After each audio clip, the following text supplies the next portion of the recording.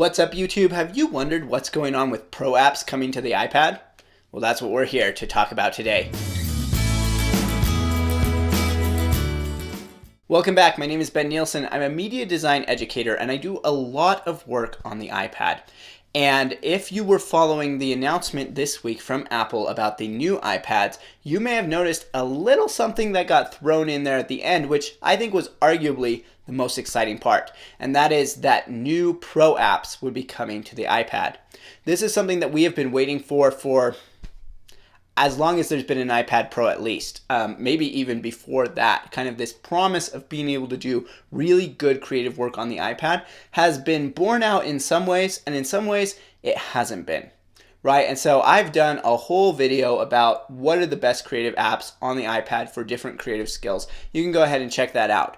But this week, when Apple announced just via press release and a short video, they didn't do an event for it, but they announced new iPads. And they just dropped in there a little bit about Pro apps. And we still have yet to see this bear out. And the reason I've waited a couple days to talk about this is because I wanted to see if we got some information from the companies. And we got a little bit of information, but not a lot. So let's talk about what this means. Okay, so Apple announced two iPads. Neither of them were super exciting, which is okay. We're in a very iterative mode on iPads now. But they announced a new, what they're calling the base model iPad. That's not quite the base model iPad because it's not as cheap as the base model iPad, and they're still selling the cheaper, older base model iPad. It's pretty confusing. A lot of people are upset about that because of not using the Apple Pencil 2. It uses the Apple Pencil 1, and you have to have this dongle. There's a whole bunch going on there. Anyway, people weren't that stoked about it on the internet generally. And then they also announced a new iPad Pro with the M2 chip in it. That was expected. It was expected that because the last iPad Pro had the M1 chip in it, the new iPad Pro would have the M2 chip in it. So that's it. But what they did talk about was that the power of M2 is going to enable some things to happen with Pro apps. That's really important. And the Pro apps that they featured were DaVinci Resolve, Affinity Publisher, and then something that looked like a 3D modeling app called OctaneX. It's not one that I'm familiar with or have used, but I guess it's a desktop app that they say is coming to the iPad. So of course, I perked up right away when it started talking about DaVinci Resolve and Affinity Publisher. Those are probably the two creative apps that I use the most on the desktop and don't use at all on the iPad because they don't exist.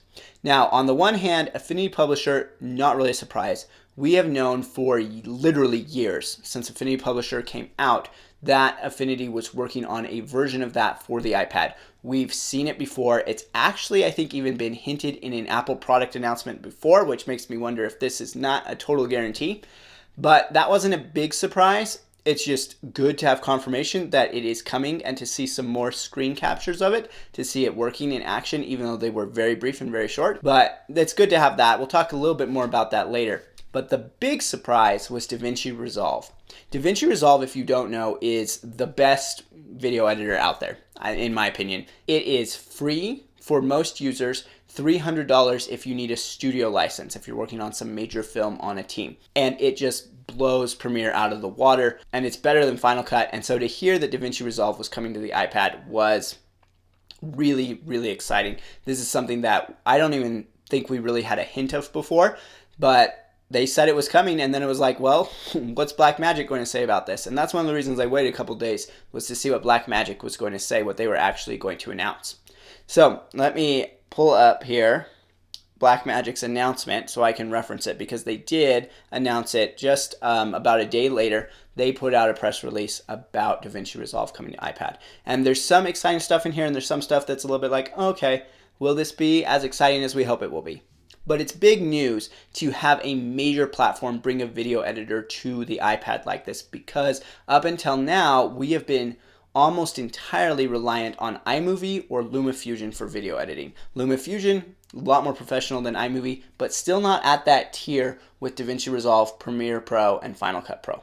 So it's just kind of, we've been there. But looks like we're turning a corner now. So what we learned from this press release from Blackmagic was that they are bringing DaVinci Resolve to the iPad, that it is going to be free, just like their desktop version, unless you need the studio features, in which case you will need to own a studio license, which is $300 for desktop, and then pay about a $95 add-on. They did not say that it would for sure be $95. They said probably about $95 US for the add-on for Studio on the iPad.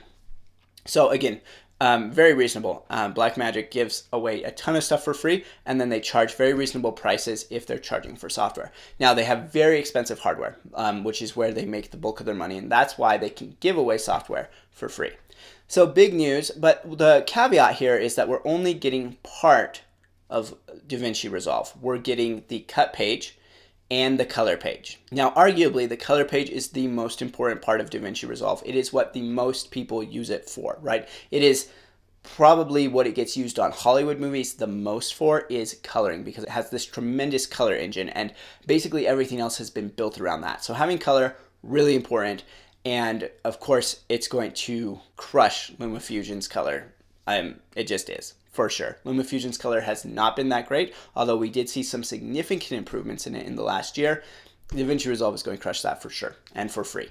And then the cut page, which is kind of like a Final Cut editing page. It's not something that I've loved using on the desktop. I have remained almost entirely dedicated to the edit page on the desktop, so maybe this iPad version will bring me in. The thing is that the cut is a simplified interface for sure, and that tends to work better on the iPad. So we'll have to see. But those are the two we're getting first. We're not getting Fairlight, we're not getting Fusion, and then we'll have different ways of bringing in media and exporting than using the Media tab or the Deliver tab. So really the big omissions here are Fairlight and Fusion, and of course Edit. It doesn't sound like Edit's ever coming. It sounds like we're probably going to be reliant on the cut page for doing all of the editing work on iPad. And so it really feels like this iPad app for DaVinci Resolve is being put forward as a companion to working on the desktop, right? You'll be able to do it. And really a good way to sell Blackmagic's cloud infrastructure, which is like $5 a month or something, and then your project files sync up to the cloud and you can use them. You just need to make sure that you have your source files on your hard drive with you. So it really seems like that's it. And that, to me, will be really beneficial because I edit on the desktop in DaVinci Resolve and on LumaFusion on the iPad. I've always had to choose if I was going to do an edit on the iPad or on the desktop. Whereas once I have DaVinci Resolve on the iPad, I won't have to choose that anymore. I will be able to move between them. And so if I need to work on a project on the go, I can do it on the iPad. But if I'm back at home, then I can just switch over to the desktop. But I don't think that will do it for everyone. And that's where I want to come in and talk a little bit about what this means for LumaFusion. LumaFusion has been hands down the best video editor on the iPad for years. It's really good, but it does cost, but it only costs a little bit. I think it's now up to $30 for a really full-featured video editor. And it's been good, but the thing is, it's not even close to DaVinci Resolve. Not even. So it will really depend on how many features DaVinci can pack into that cut page and whether or not there are people who are going to use it solely on the iPad. Because I think if you're solely editing on the iPad, not using desktop at all, currently LumaFusion would still be a better choice, but it's going to cost you just a little bit. But DaVinci Resolve is not going to cost you anything, and so that's going to really put the pressure on LumaFusion. LumaFusion has made some promises that they have yet to deliver on, and it's been a while. Things like speed ramping and being able to move keyframes. There's a bunch of these features that they have said they're working on and even kind of acted like they were coming that they have yet to deliver on. And that was going to cause them problems when there is another major player. Up until now, they've basically been playing their own game on iPad. And now they've got another major player there. A major player with a lot of brand recognition. DaVinci has really, really grown as a competitor in the video editing space in the last 5 years. And so it's going to be hard pressed for LumaFusion to stay afloat, I think, with DaVinci Resolve on the market. And I'm sure at LumaTouch headquarters, there's a lot of conversations going on right now about what the future is going to look like. There's one thing that might be able to save LumaFusion here, and that is if DaVinci Resolve will only run on M1 and M2 iPads. There's some weird phrasing in the press releases that makes me think that that might be the case, but it also might not be. It might just not run as well on other iPads. So it talks about supporting the HDR display on the 12.9 inch iPad Pro with M1 chip. Now that's the only one with the HDR display, so I don't know if that's saying it will only work on that or on the M2s, or if it's saying it just won't work in HDR on other iPads. So that's going to be something we really need to find out. But Blackmagic did release this. They did say it's coming in Q4 2022, so sometime before the new year. We're supposed to get this.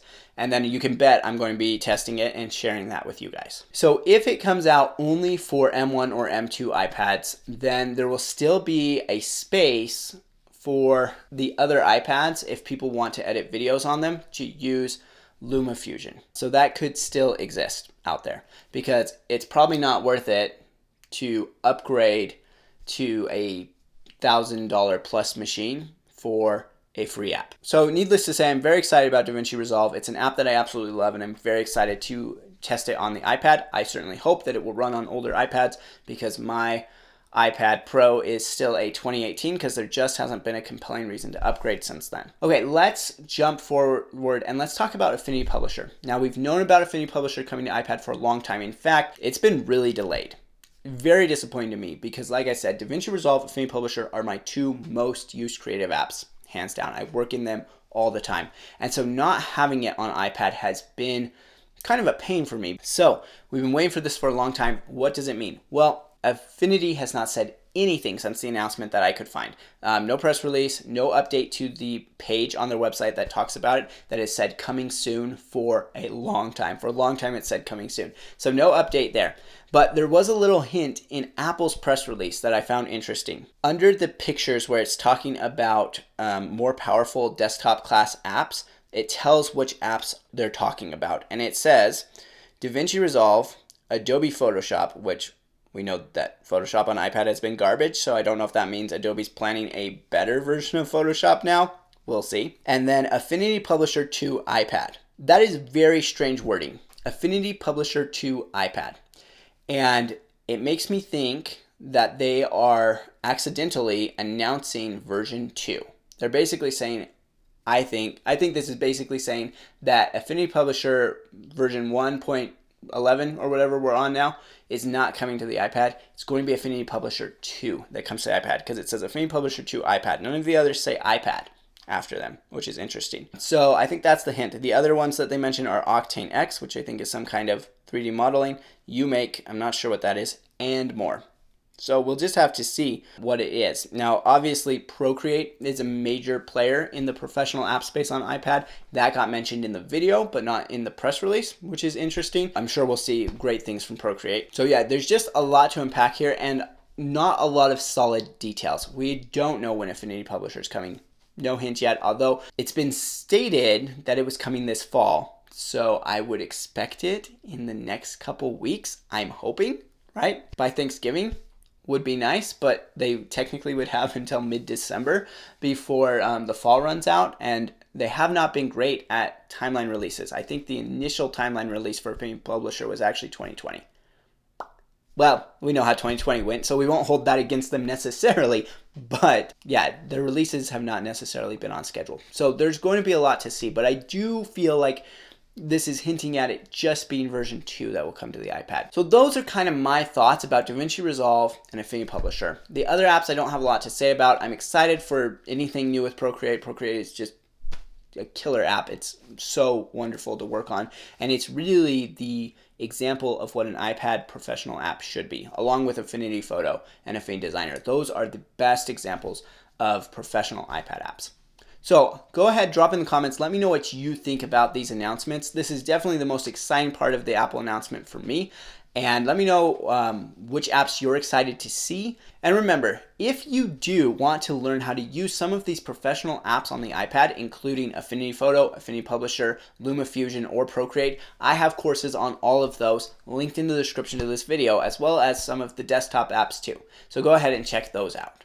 We'll chat in the comments, and I will see you in the next video.